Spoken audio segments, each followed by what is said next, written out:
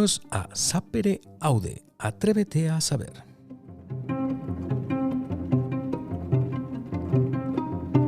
Un programa de Michael Zalion para todas esas personas curiosas, con ganas de aprender cosas nuevas y quizás cosas que no son tan nuevas.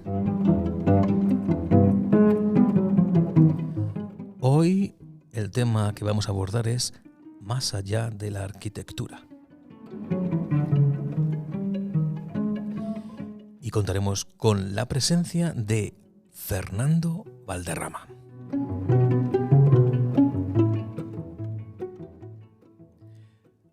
Muy buenas tardes, Fernando. Buenas tardes, Mike. ¿Cómo estás? Pues muy bien. Antes de que te haga la pregunta de rigor por la que todos los invitados pasan, quiero agradecerte que me hayas recibido aquí en tu casa de Madrid. Y luego, una vez que te haya hecho la primera pregunta, contaré a los eventuales oyentes de este episodio cómo llegamos a conocernos tú y yo. Pero aquí te suelto la pregunta. ¿Quién es Fernando Valderrama? Una pregunta previsible, puesto que me he escuchado muchos de tus podcasts y claro, pues ya lo tengo pensado, es un poco de trampa. Vamos a decir que es una pregunta fácil porque uno se centra en qué es uno, pues es dos cosas, su herencia y su cultura. ¿Cuál es mi herencia? Mi herencia son unos padres que eran, mi madre vive, unos padres muy inteligentes, que espero haber recibido por la parte genética, y mi padre, una persona muy trabajadora, con un alto nivel de honradez y muy amiga de sus amigos. Muy amigo de sus amigas, cosa que también me gustaría haber heredado.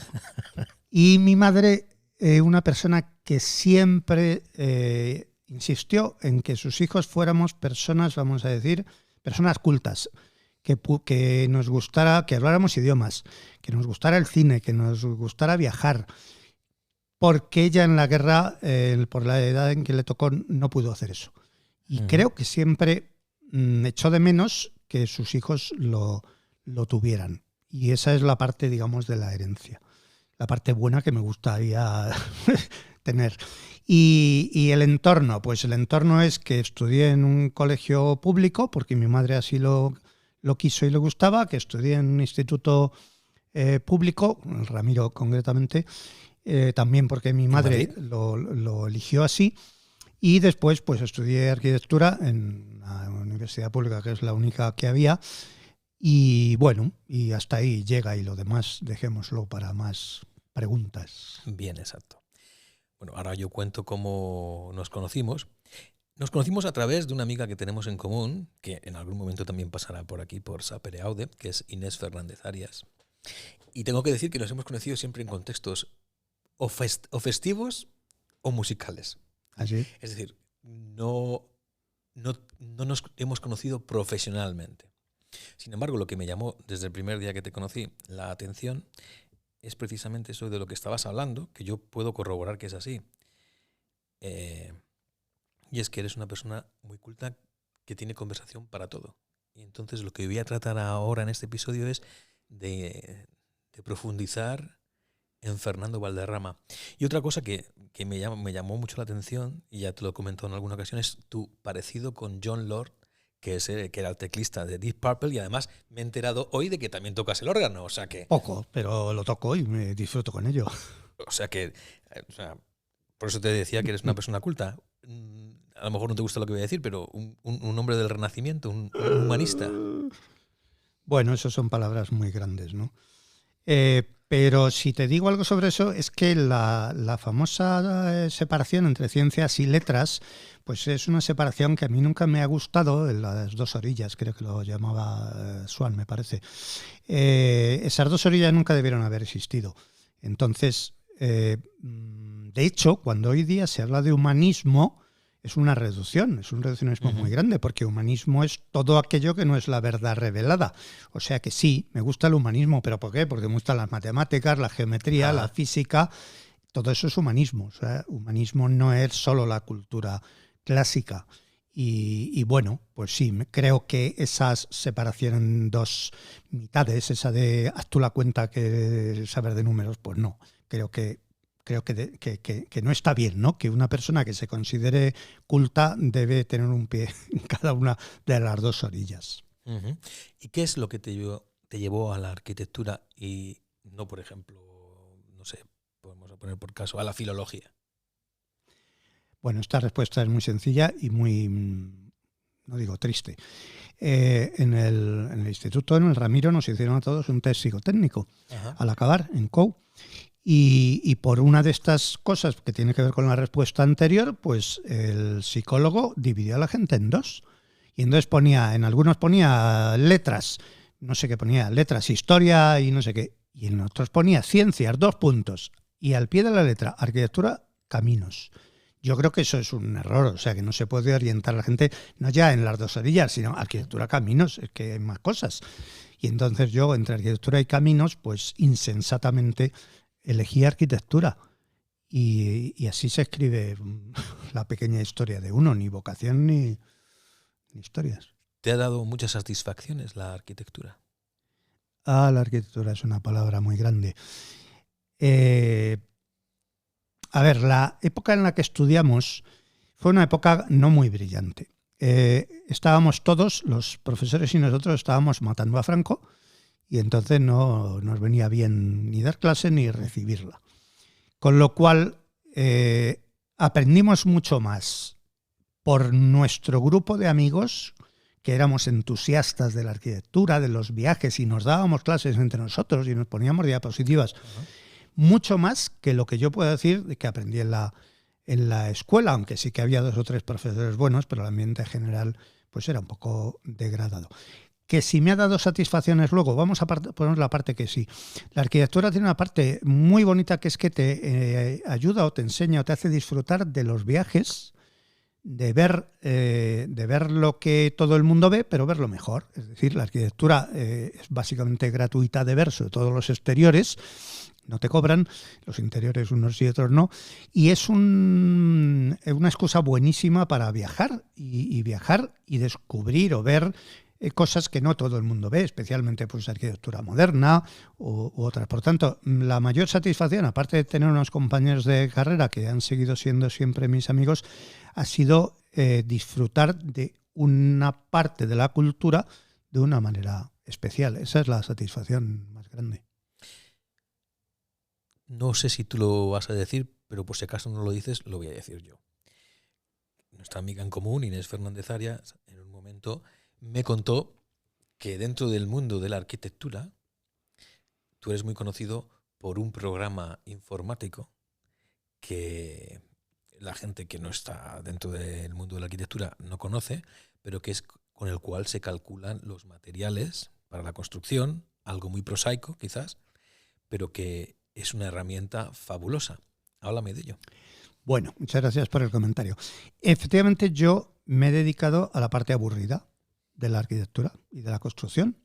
La parte bonita es los proyectos, los dibujos, pues todo eso, que es gráfico y que atrae a mucha gente, y lo entiendo. Pero yo me he dedicado a la parte que, vista de fuera, no tiene gracia, que son los números. Realmente es verdad que yo, con un equipo de gente, claro, pues desarrollé y sigo desarrollando un programa informático que utilizan muchísimos profesionales y empresas, que sirve realmente para calcular los costes y hacer una cierta gestión del proceso. Que a veces hay gente que me ha dicho, bueno, no habéis tenido mucho éxito en lo de controlar los costes. Y bueno, a ver, una cosa es lo que yo hago y otra cosa es cómo se use la herramienta, pero si no existiera todavía sería peor. Entonces, efectivamente, yo he hecho esa parte gris que es importante, y animo también mucho a los alumnos que no descuiden esa parte, primero porque como servicio a la sociedad que es la arquitectura, los edificios cuestan y ese coste lo paga alguien que normalmente no es el que lo construye, es un ciudadano o tal. Y entonces que no descuiden eso. Y también hay otra parte, que es que ahí hay mucho trabajo, muchas ideas para tesis y para investigación, porque no deja de ser un océano azul. Es decir, las partes gráficas y bonitas están llenas de gente que quiere hacerlas, son muy competidas. Y las partes como la planificación y los costes y la gestión, pues no son tan atractivas, pero ahí hay mucho que hacer.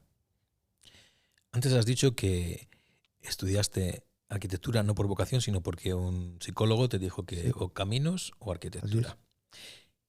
es. ¿Cuál ha sido tu vocación en la vida? Así como vocación en grandes palabras, yo no tendría una muy clara. Pero ¿qué es lo que a mí me gusta en la vida? Exacto. Lo que me gusta es hacer cosas. Hacer.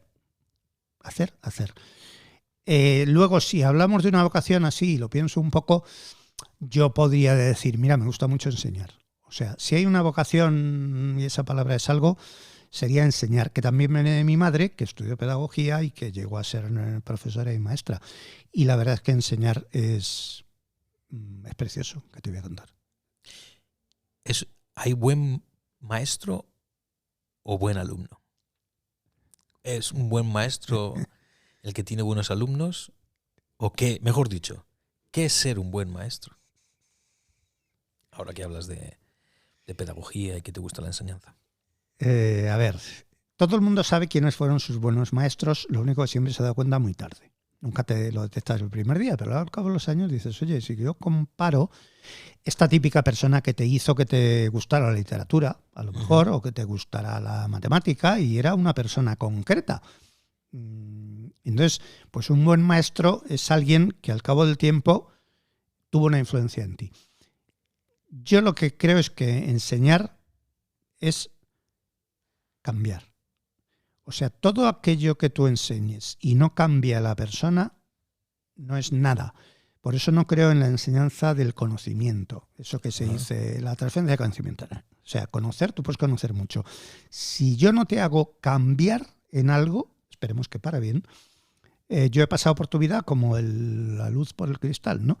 ¿Qué quiere decir cambiar? Pues que yo te haga consciente del interés de algo, lo que sea, que te motive por algo que no te motivaba, que te haga profundizar en cosas. Creo que enseñar es sobre todo eso. Hay una frase que no es de Montaigne, y me he leído enteros los ensayos para ver si lo era y no es, pero que es muy bonita, que es enseñar no es llenar una botella, sino encender una antorcha. Bueno, no la dijo él, pero es encender una antorcha. O sea, todo el mundo lleva antorchas dentro, pero tiene que llegar alguien y decir, venga, chico o chica, tú brillas. Permíteme que haga un comentario que para las personas que no te conocen en persona, pues a lo mejor es un comentario incluso banal, pero da gusto hablar contigo porque, como digo, lo mismo se puede hablar de literatura, acabas de citar a Montaigne, a los ensayos de Montaigne, que de cine, que de música.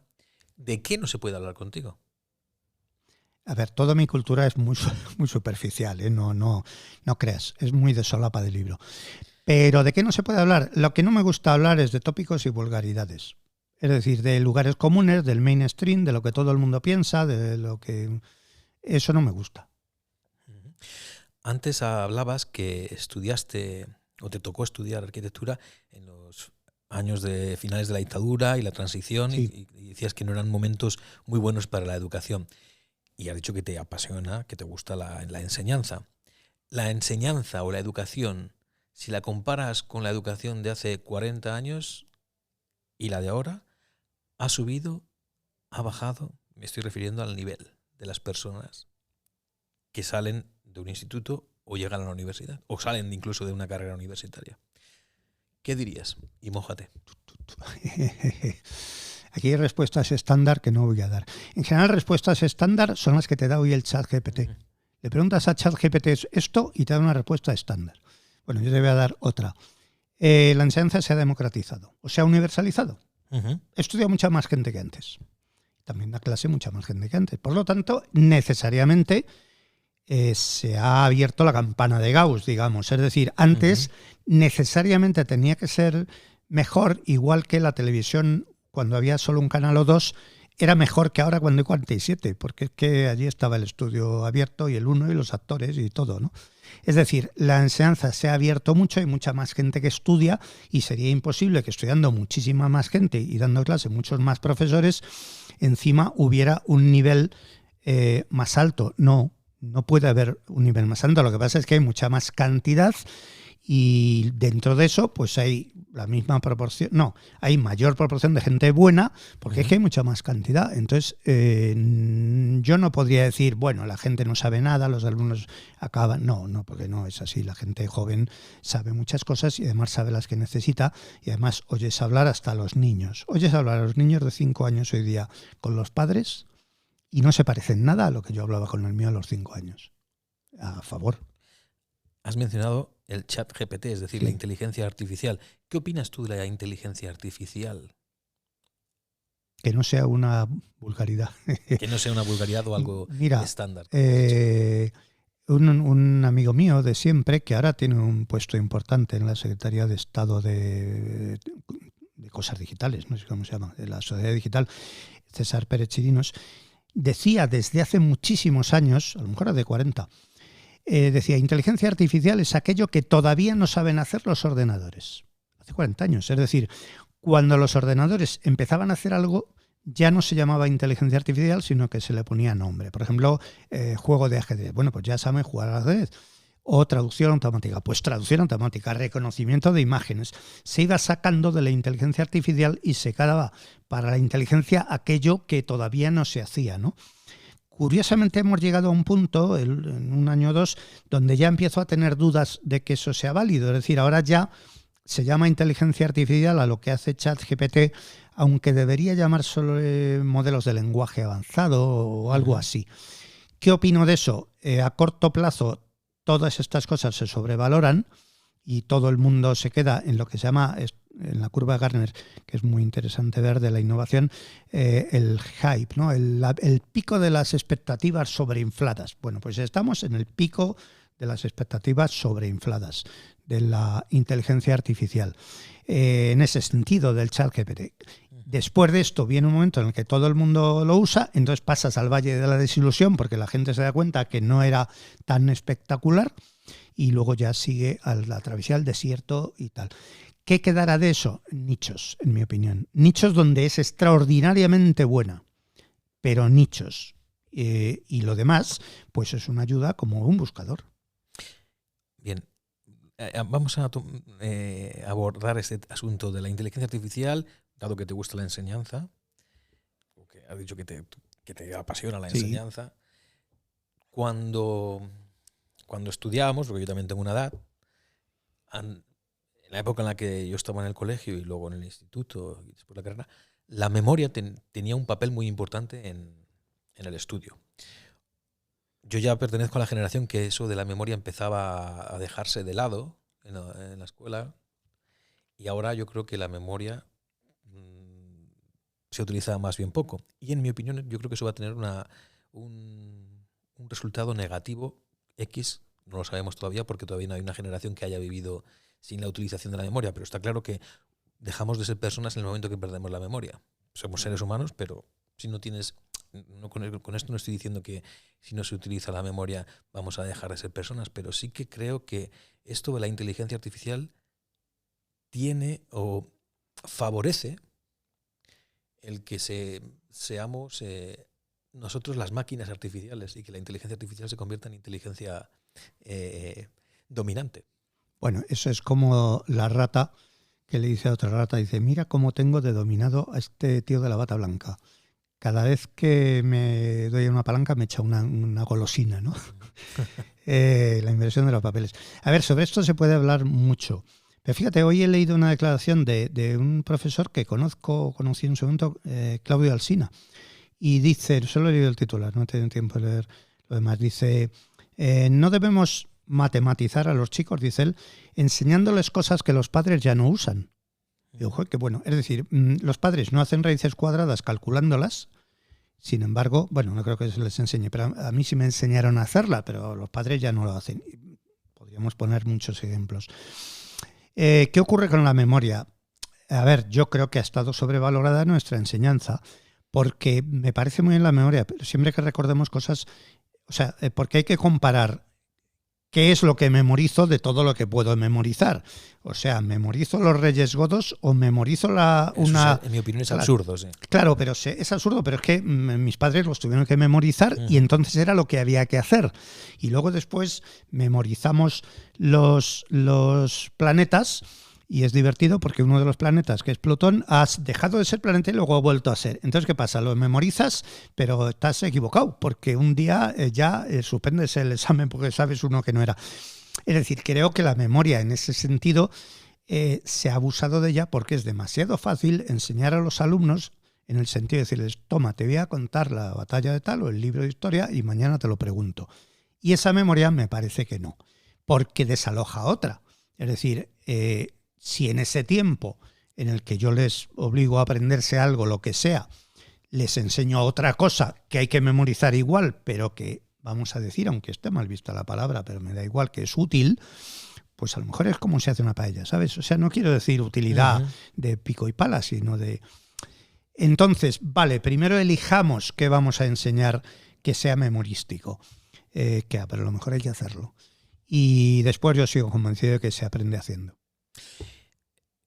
Me ha gustado eso que has dicho, porque has utilizado una palabra útil y luego que estás convencido de que se aprende haciendo. Volviendo a esto de la memoria, hay un tipo de personas que utilizan mucho la memoria porque para ellos es útil. Me estoy refiriendo a los músicos. O un músico, es verdad que también puede leer a primera vista, pero para estudiar un instrumento estás practicando la memoria. No solamente la memoria, vamos a llamarlo así, intelectual, sino la memoria práctica, porque los movimientos de los dedos si tocas un instrumento, es decir, es algo útil que estás haciendo en el momento y por consiguiente sí que estás ejercitando la memoria.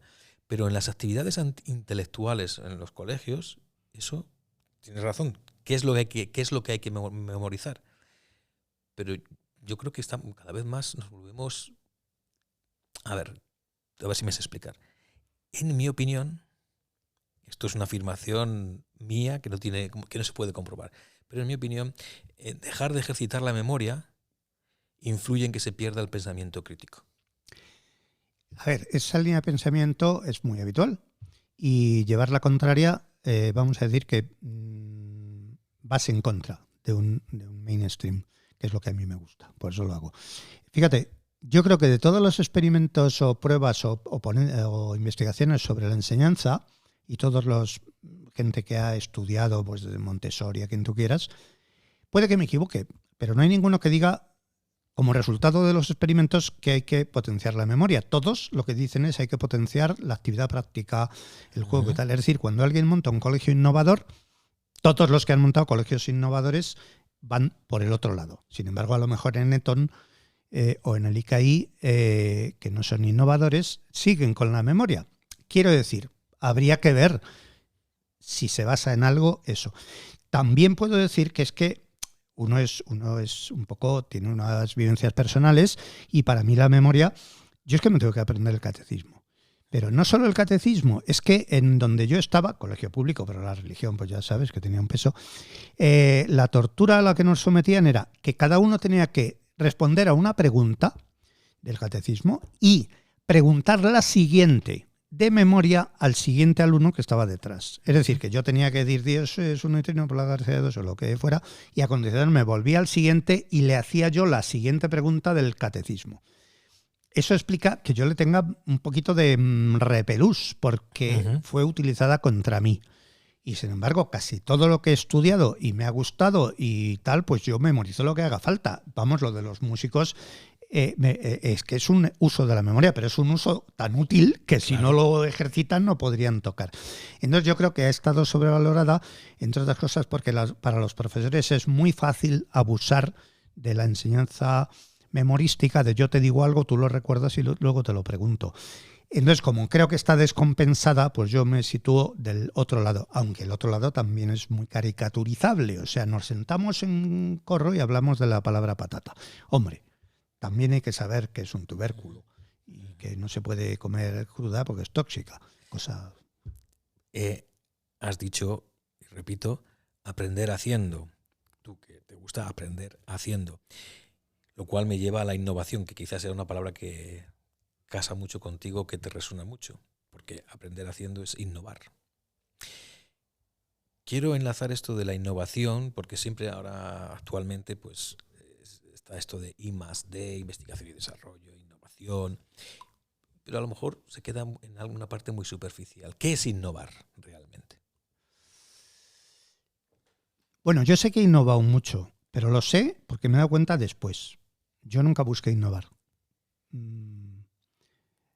Yo busqué hacer las cosas bien.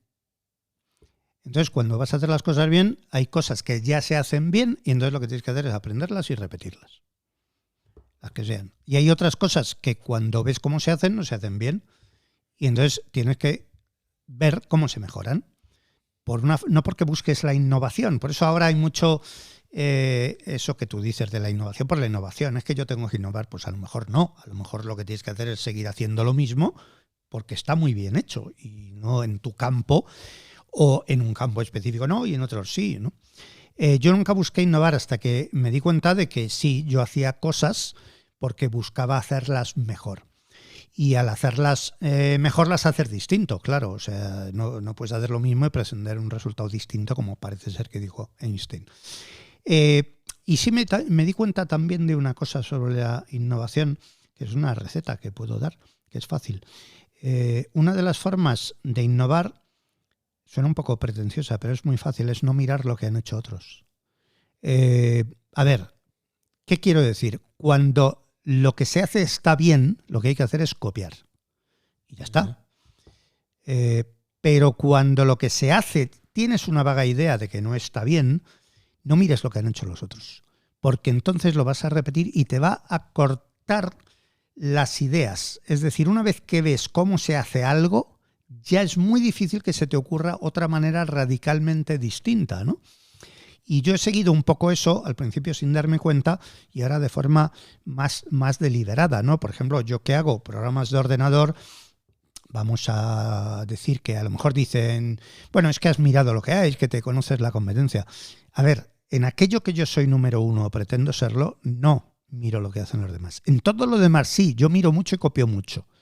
Pero no en aquello en lo que tú quieres destacar y además crees que los demás, o sea, que no se hace bien. Entonces, mi mejor truco para innovar es no mires cómo se ha resuelto algo y ya verás cómo a lo mejor te sale mejor, ¿no?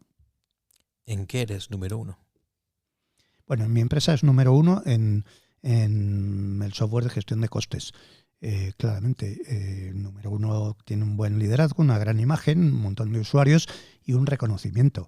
Y eso es así. Lo que pasa es que es un tema profesional que se reconoce de una forma muy sencilla, porque vendes mucho y porque cuando estás con gente que lo usa, pues te sientes orgulloso y siempre te dicen, pues qué bien, no sales, como decía un amigo mío, que tenía que ir a las reuniones de usuarios con un chaleco de Kevlar, o sea, con un chaleco antibalas, porque, pues no, eso lo hemos hecho muy bien, colectivamente. Luego me gustaría hablar, ahora, de una faceta que yo conozco, pero que la gente que no te conoce no conocerá, y es que eres una persona muy viajada. Hombre, viajar me gusta, ya lo he dicho antes. La arquitectura te anima mucho a viajar. Cuéntanos algo de tus viajes, no que nos cuentes dónde has estado, sino qué has aprendido. Dices que te gusta aprender haciendo. ¿Qué has aprendido de tus viajes? Lo más importante es que hay otras culturas y que hay muchas formas de hacer las cosas y que algunas son muy universales. El comportamiento humano es básicamente universal. O sea, se te cae la cartera al suelo y hay gente que la recoge y te la devuelve y gente que se la queda. Y eso es así en todas partes. Eso es la naturaleza humana. Que, por cierto, a veces o siempre me ha interesado más la naturaleza humana, que es lo que nos hace comunes, que la cultura, que es lo que nos hace diferentes. Y la frase no es mía, es de alguien. Pero me gusta mucho, o sea, me interesa más aquello en lo que todos los seres humanos nos parecemos. Y la cultura no dejan de ser diferencias, ¿no? La cultura de una persona china del siglo XIII y la de un señor culto español del XIX no tienen nada en común. Sin embargo, son personas cultas. ¿Qué he aprendido? Que la gente es distinta, o sea, que hay culturas diferentes y que todas ellas tienen un sentido. A veces es un sentido raro, a veces es un sentido coyuntural y a veces es un sentido muy arraigado en una geografía, pero no solo en una geografía, en una historia, porque un pueblo viene de tal sitio y su cultura se viene con él, como esto es típico de vivienda y cultura, un tema que se estudia mucho, que es que la versión simplificada es los esquimales, que no se pueden llamar esquimales, pues no son esquimales, se llaman inuit y tal. Los inuit hacen iglús porque se protegen del frío. Muy bien, muy lógico. Pero a 100 metros hay una tribu que lo que hace son tiendas de piel. ¿Por qué? Porque hace 1200 años vinieron de otro sitio y unos se trajeron la piel y los otros el hielo. Y entonces ese determinismo queda muy, muy moderado o complementado por la cultura. O sea, la cultura en ese sentido, lo que tú traes encima. ¿Qué es lo que se aprende viajando y por lo cual hay que viajar? Y si no aprendes eso, pues no viajes. Que es las diferentes maneras que hay en el mundo de hacer las mismas cosas, y también otra cosa, que es que hay maneras mejores y peores. No soy relativista de todo, ¿vale? No, hay maneras mejores y tú puedes encontrar cualquier costumbre que quieras. Hay entornos donde tú dirías que eso es mejor para el ser humano y otras formas de hacerlo que es peor para el ser humano. De todos los sitios en los que has estado, ¿cuál, desde el punto de vista arquitectónico, te ha llamado más la atención o has admirado más? ¿Y cuál, desde el punto que has dicho anteriormente, de la naturaleza humana? Tendría que pensar mucho. A ver qué sitios desde la arquitectura o la ciudad. Seguro que hay muchos, pero ¿qué me ha sorprendido más? Tampoco he viajado a sitios muy exóticos, es decir, sorprendido. A cualquier arquitecto le gusta ir a sitios pues míticos, ¿no? Te gusta ver la capilla de Ronsard de Le Corbusier, ¿no? Tienes que ir ahí. Te gusta ir a ver la capilla del bosque de... Casualmente 2 capillas, pero son la capilla del bosque de Asplund, ¿no? Vas a un sitio, vas a un cementerio y todo eso tiene un sentido, ¿no? Todo está en un sitio porque tiene que estar, porque hay un genio del lugar, no es una casualidad. Esos sitios son muy míticos y con mucha razón, y tal vez otros muchos que no me acuerdo, pero que son así y que los arquitectos nos gusta. Bueno, a mí me gusta mucho ir cuando puedo a sitios frikis. Sitios frikis son, ahora ya se sabe más, pero sitios frikis son sitios que no va nadie, excepto un grupo de gente rara que le gusta algo, ¿no? Entonces, ¿qué sitios friki he visto? Que siempre hay alguien más como tú, ahí raro.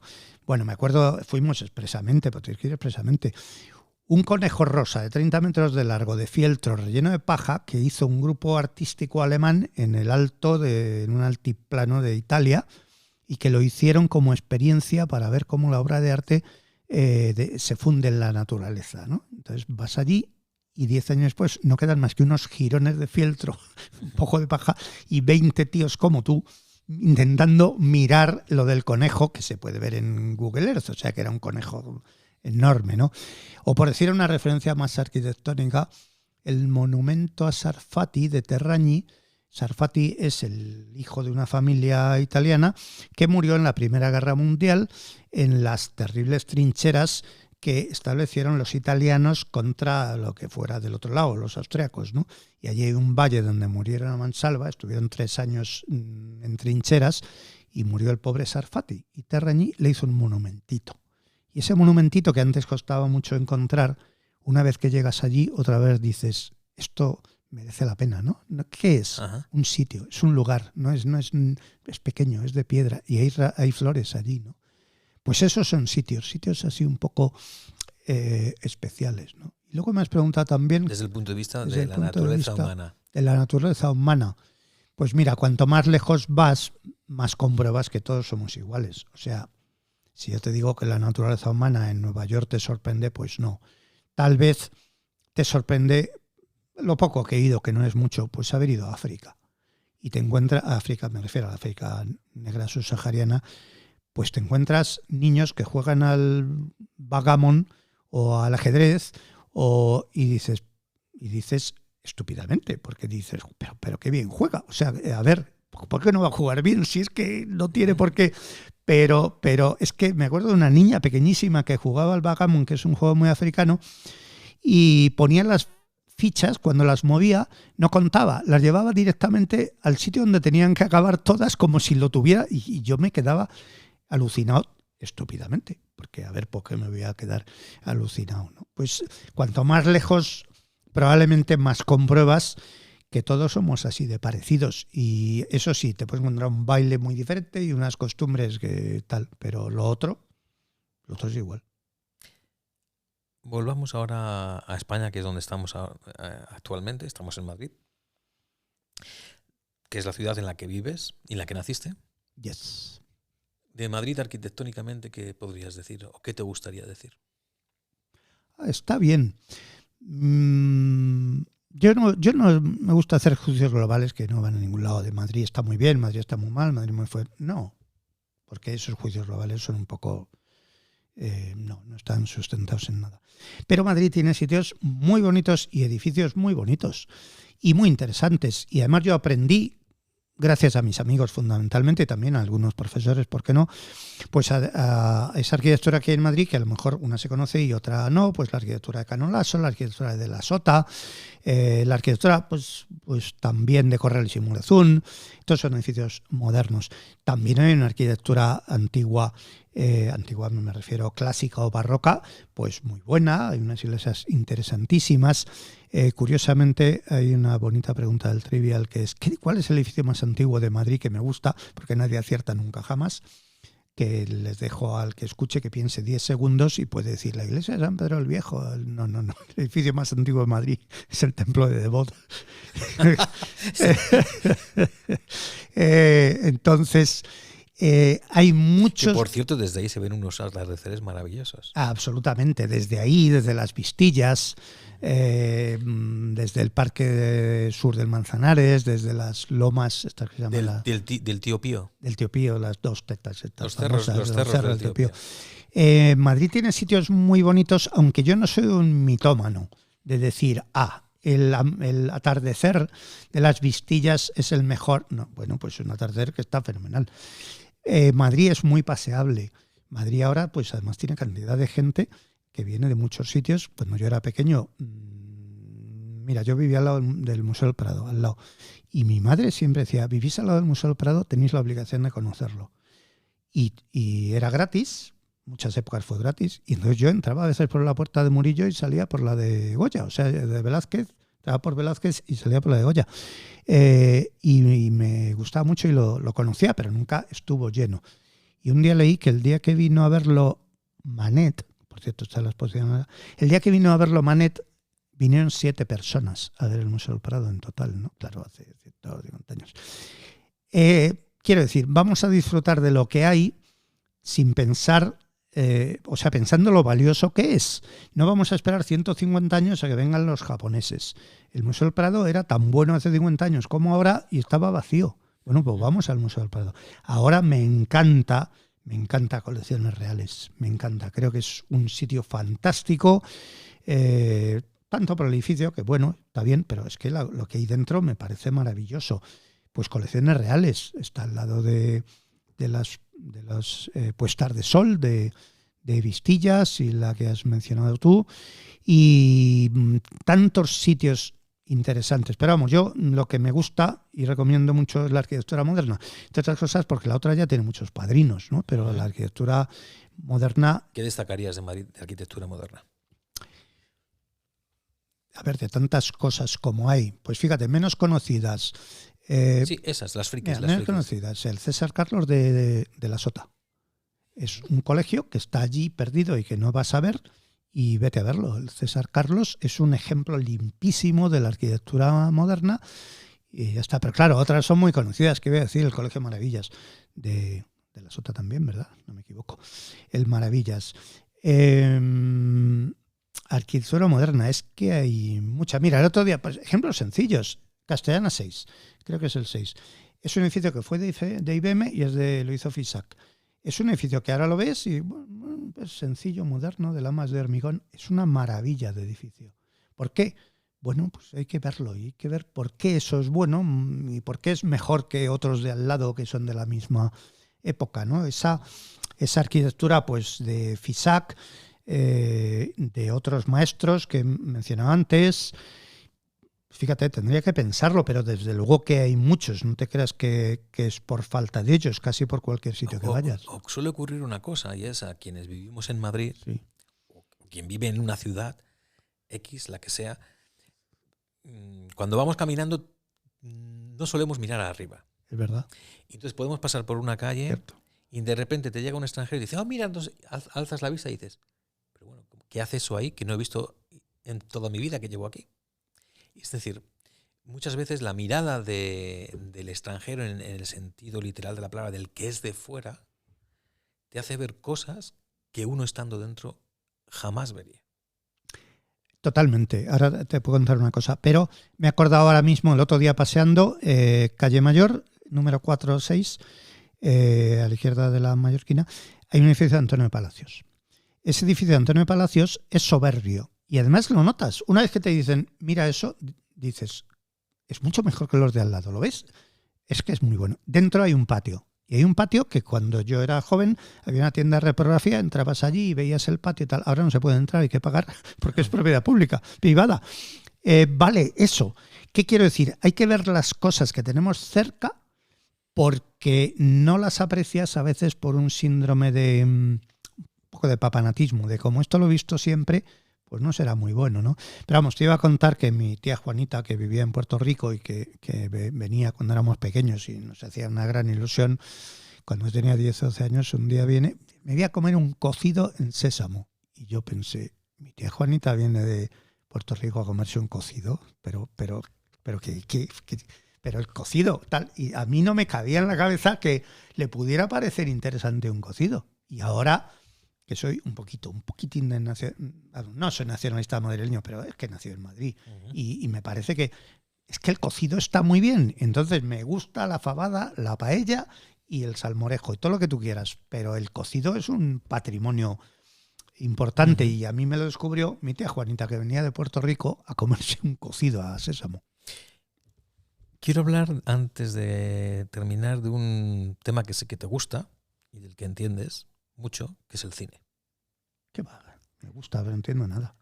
Bueno, no sé, yo te he escuchado hablar de cine, entonces si tú no entiendes nada, yo entiendo menos nada, si existe ese concepto.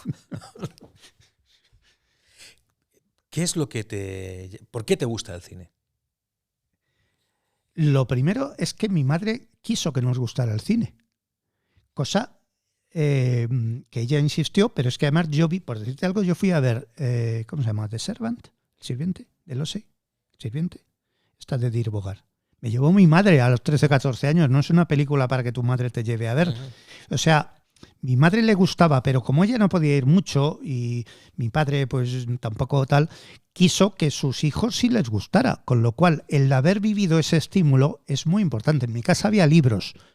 En mi casa a mi madre quería que nos gustase el cine, aunque ella no supiera mucho, y quería que nos gustase la música, aunque sus gustos no eran muy avanzados. Bueno, pues a mí me empieza a gustar el cine por eso, pero es que luego llego y me encuentro con amigos a los que les gusta el cine y entonces pues nos vimos todo el cine, ese que ahora lo mismo hasta te parecería pesado, pero vamos, ves el año pasado en Marienbad y ves lo que tú quieras y te metes 50.000 cosas y eso te hace, pues te hace que eso te guste y te interese. Y esa es la razón. Aparte que el cine te ayuda mucho a compartir experiencias, a salir y a debatir, ¿no? Me gusta, en ese sentido, me gusta mucho. ¿Influye en algo el hecho de que hayas estudiado arquitectura para que te guste más el cine? Lo digo por aquello de la perspectiva. En arquitectura teníamos a gala, o se llevaba mucho que nos gustase el cine. O sea, de hecho, y mis compañeros los recordarán, en esas épocas en las que los profesores muchas veces no venían a clase porque estaban haciendo otras cosas, se inauguró la Filmoteca en la sede del Museo de Arte Contemporáneo, que ahora es el Museo del Traje. Estuvo allí la Filmoteca un tiempo, que está pared con pared de la Escuela de Arquitectura. Y entonces se podía entrar, porque ahora esa puerta está cerrada y tienes que dar una vuelta de 3 kilómetros. Bueno, entonces se podía entrar. ¿Qué pasó? Que la Filmoteca tenía una sesión a las 12 de la mañana. Y entonces, en lugar de ir a clase de proyectos donde los profesores no estaban, nos íbamos media escuela a ver el cine, allí. Y a veces quedábamos para ver Roma de Fellini o ver películas así que eran, no porque fueran arquitectónicas o no, sino porque estaba en nuestra cultura de tener una visión más allá de la arquitectura. O sea, la arquitectura en sí no es nada. La arquitectura se tiene que complementar con un montón de cosas alrededor, con lo cual nos íbamos a ver mucho cine y nos gustaba. Y recuerdo una vez que nos fuimos a ver una película que me parece que se llamaba La vida secreta de Shirley Temple, que duraba 4 horas, y a las 2 de la tarde ¿cómo se llama? El proyectista, ¿no? El que ponía la película, vamos, vino y dijo, señores, quedan 2 horas. Y dijimos, nos vamos a comer y volvemos. Y efectivamente nos fuimos a comer y la mayoría volvió y nos vimos las 4 horas de una película que ahora mismo sería de culto, supongo. Mega. Ajá. Vamos a volver para terminar a la innovación, porque sé que es algo que te gusta. En lo que te quede de vida, ¿qué te gustaría innovar? Ya has dicho que antes has dicho que no lo haces de una forma consciente, sino que te das cuenta a posteriori. ¿De qué te gustaría haberte dado cuenta a posteriori que has innovado? Bueno, hay una cosa que ha cambiado muchísimo desde que yo estudié la carrera, que es la construcción. Cuando yo acabé la carrera, la construcción era una cosa desordenada, no me gustaba nada. Es decir, ir a una obra estaba todo, vamos a decir, generalizando, pues que estaba sucio, lleno de tierra, se manejaban materiales, pues el hormigón, el acero, que son muy nobles, el ladrillo y tal. Pero aquello no me gustaba, no me gustó. De hecho, yo me dediqué a otra cosa porque aquello ni me había formado ni me gustaba. Pero la construcción ha cambiado radicalmente en el sentido de la pequeña construcción. ¿Qué me gusta ahora en ese sentido? Vamos a decir, el bricolaje, el do it yourself, el construir cosas. Y es que ha cambiado tantísimo la construcción, que es otro mundo. ¿Y dónde lo ves? Vete al Bricomarket o a la plataforma de la construcción o al Leroy Merlin. La cantidad de cosas que hay, si tú te quieres hacer algo, construir algo con las manos o hacerte una instalación tú de energía solar o de lo que quieras, eso es espectacular. Entonces, ahora lo que me atrae es la innovación en la construcción, lo que nunca me interesó lo más mínimo, porque ahora es espectacular. Las nuevas formas de energía, el hacer tu casa más sostenible, más suficiente. Entonces, una de las cosas que he hecho, que la verdad es que es muy innovadora y creo que es trending topic y lo va a ser más ahora con este podcast, yo he forrado mi casa de corcho por fuera. Es verdad. He forrado mi casa de placas de corcho de 10 centímetros, corcho negro, no corcho finito de ese, no, corcho negro de 10 centímetros. No. He forrado eso porque es un material absolutamente natural, sostenible, económico y muy eficiente, porque es un grandísimo aislante y además lo pones por fuera, no te come el espacio dentro, claro, y además estéticamente es muy bonito y para un arquitecto es muy chulo. Eso en España no se ha usado todavía. En Portugal se usa un poco, porque Portugal es un país muy de corcho y porque lo empezó a usar algún arquitecto conocido como la hija de Soto de Moura, que se llama Soto de Moura, pero que se llama María. Y ha hecho algunas casas con corcho por fuera. Entonces, yo no sé si he hecho la primera, porque no lo sé, pero el corcho, o sea, no sé si te acuerdas de eso del graduado, plásticos. Sí. Pues yo te digo corcho. O sea, forra la casa con corcho por fuera. ¿Qué es lo que me gusta ahora innovar? Eso, el corcho, la energía fotovoltaica, la aerotermia, sin ir incluso a grandes palabras, las pequeñas cosas que te puedes construir yendo a un bricomarket y encontrando la enorme cantidad de objetos que te venden para hacer lo que te dé la gana. Podríamos estar hablando muchísimas horas, pero tenemos que terminar y lo hago con las 2 preguntas y petición que hago siempre. He dicho antes que eras una persona muy viajada y eres una persona muy, muy, muy leída. Si tuvieses que recomendar un libro a alguien que tiene que leer antes de fallecer, ¿qué libro recomendarías? Esta no la tenía tan pensada. Recomendar un solo libro, ya sabes lo que dicen, no hay peor persona que la que solo ha leído un libro, ¿no? Pero antes he citado los ensayos de Montaigne.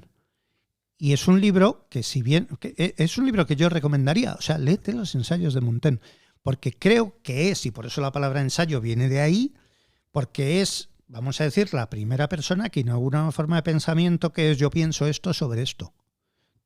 Yo creo esto sobre esto y además he viajado o lo he comprobado y lo he visto. Entonces, si recomendara un libro así por hacer una exageración, pues tal vez sería ese, que me parece que inaugura una forma de pensamiento. Luego hay otros muchos que me han gustado. Yo leo mucho, sobre todo leo ensayo, leo no ficción. Leo divulgación científica, siempre me ha gustado divulgación científica.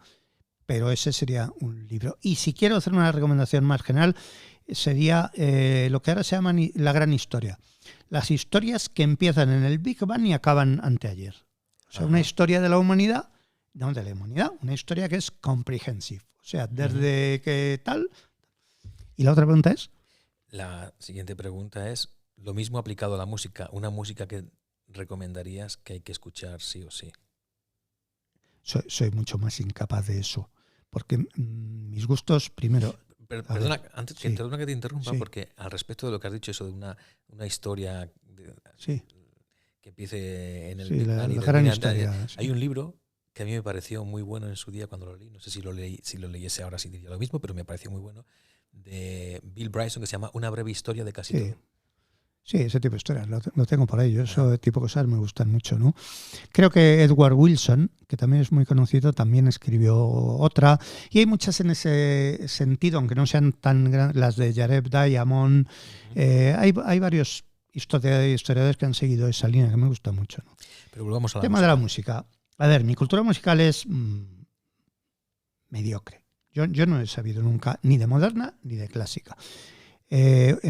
Una vez cuando había que comprar CDs en Estados Unidos, había que ir allí o a otro sitio porque aquí no había. Entonces me fui a una tienda con una lista de cosas, a una tienda de esas de Atlanta que vendían de todo. Y entonces compré 10 o 12 discos. Y se acercó el dueño y me dice, perdone que le pregunte, ¿está usted iniciando una colección o rellenando huecos? Porque había comprado 10 cosas tan distintas que no entendía él por qué yo llevaba una lista así, ¿no? Yo soy un ecléctico y de verdad creo que hay que oír de todo. Yo no me quejaré del reggaetón ni del rap y con el mismo derecho tampoco me quejaré de que una sinfonía de Bruckner... no, es decir, es que todo tiene un sentido, bueno, luego pues tener tu gusto y cosas que te gusten o no. Todo. ¿Qué recomendaría yo oír? Como no soy capaz de decir, mira, pues esta pieza, porque no lo sé... Yo recomendaría, pues lo que hago yo, que es ir a Spotify y poner un par de palabras y que te haga una lista. Entonces yo pongo clásica contemporánea. Y lo que sale ahí, que no sabes lo que es a primera vista. O sea, van a salir, o pones música contemporánea del siglo XX. Por ejemplo, esa lista, eso que sale ahí, me gusta. Y no es previsible exactamente qué es música contemporánea del siglo XX. No te creas que solo es Stockhausen, o sea, salen 50.000 cosas. Y luego dices que no sabes de música. No sé de música. Bueno, sí, no sé, no quiero dármelas. Yo lo que me gustaría decir es que hay que escuchar de todo y no decir, mira, en el tema de la música, yo no sé de música, pero es que oigo gente que sabe mucho de música y no, es que la música contemporánea no son más que ruidos. Perdona, una persona culta no puede decir eso. No puede decir, puedes decir, no, me gusta, o no, lo que no puede ser despreciarla. Porque no es así. Incluso en España mucha gente, porque lo ha estudiado así, desprecia el barroco. El barroco no era bueno hasta hace poco. Bueno, pues no. Además te ha salido una buena rima. El barroco no era bueno hasta hace poco. Mira que hubieran sido gratis. Es decir, el barroco lo recuperó en la poesía, lo recuperó Damaso Alonso. El otro día me enteré, porque yo es que me entero de esto así, que a Bach lo recuperó Mendelssohn. Exacto. Pero eso me enteré hace 2 días. Pero es que el barroco, fíjate, el otro día también, la portada del Hospicio de aquí, que es de Churriguera, en el año 1929 estuvieron a punto de tirarla. Porque Churriguera era el barroco ese que mucha gente... No, lo que yo me gustaría dejar a la posteridad es, por favor, valorar las cosas porque tenéis que apreciar todo lo que tenéis cerca, ¿no? Y no sabéis lo que va a ser bueno. O sea, tener vuestro propio criterio, no el criterio de todo el mundo que dice, ¿no? La Torre Eiffel sobrevive de milagro, porque la campaña que hicieron todos los listos y cultos de la época... Ahí lo tienes, o sea, todos se la querían cargar. Pues eso, pues que te tiene que gustar de todo y disfrutar. Bien. Y para terminar, supongamos que dentro de 500 años, que son muchos años, seremos los barrocos para la gente Nos descubrirán. Nos descubrirán. Si alguien de ese entonces futuro pudiese escuchar tu voz, ¿qué mensaje te gustaría dejar? Con tu permiso le voy a dar la vuelta a la pregunta. Si alguien dentro de 500 años podría leer mis libros, o puede que estén por ahí. No es difícil dejar un mensaje escrito o grabado. Pero me interesa mucho más otra pregunta que creo que se la hizo Feynman, el físico, y si no es él, pues merece la pena. Que es, si tú pudieras volver a la antigüedad, ¿qué les dirías en una sola frase? Entonces, cuando a Feynman se lo preguntaron, si pudieras volver a la antigüedad, ¿qué les dirías? Y él dijo, hay átomos. Hay átomos. O sea, si los griegos, que por cierto más o menos lo sabían, pero eso les hubiera hecho avanzar a la humanidad muchísimo en una sola frase, ¿no? Entonces yo he pensado mucho, ¿qué le diría yo a mí mismo cuando era pequeño? ¿Qué le diría yo a mí? O a otros que pudiera, ¿no? ¿Qué le transmitiría yo que me hubiera sido útil en la vida? Y claro, algunas ideas serían un poco negativas. Trato de buscar una positiva. Voy a empezar por la negativa. La negativa es muy negativa, pero una que a ver, me hubiera venido bien a mí, no digo a todo el mundo, sí. A mí. Una negativa sería, ojo, la gente miente. Es muy negativa, pero a mí me hubiera venido bien porque yo me lo creía todo. Yo no cuestionaba. Y me hubiera venido bien saber que mucho de lo que yo estudiaba era falso o era, fíjate, una historia llena de reyes y tal, o lo que fuera, ¿no? Pero la positiva es, el mundo es más complejo de lo que crees, pero no tan complejo. ¿Qué quiere decir? Que el mundo es muy complejo, más de lo que piensas, pero tienes que actuar como si no lo fuera. O sea, tienes que llevar una cuchilla de Occam, pero saber que es una herramienta que es la cuchilla de Occam, y el mundo es más complejo que cualquier cuchilla de Occam. Bueno, para quienes nos escuchen dentro de 500 años, explicarles lo que es la cuchilla de Occam, porque a saber si saben lo que es la cuchilla de Occam. Bueno, la cuchilla de Occam es un artificio que se atribuye a Occam, que debía ser un monje, pues calculo que del siglo XIII, lo mismo me equivoco por mucho, cuya idea era la explicación de algo, o sea, la probable razón de algo es aquello que resulta más sencillo de explicar o de entender. Y es algo muy necesario, parece una tontería. No, hoy día cualquier conspiracionista yo le regalaría una cuchilla de Occam. O sea, si la explicación de algo es que alguien es un incompetente, no hace falta ninguna conspiración. Es que este señor es tonto. Entonces, hoy una cuchilla de Occam es muy importante porque recibimos tanta información, desinformación por diferentes vías, que tienes que estar preparado todo el rato para decir, eso no es verdad, eso no me lo creo, eso déjame que lo compruebe, ¿no? Pues Fernando, muchas gracias. Ha sido un placer, como te he dicho, podría tirarme horas hablando contigo y quizás a lo mejor en el futuro volvemos a encontrarnos aquí en Sapere Aude. Muchas gracias. Estar encantado, muchísimas gracias, Michael, ha sido un placer también.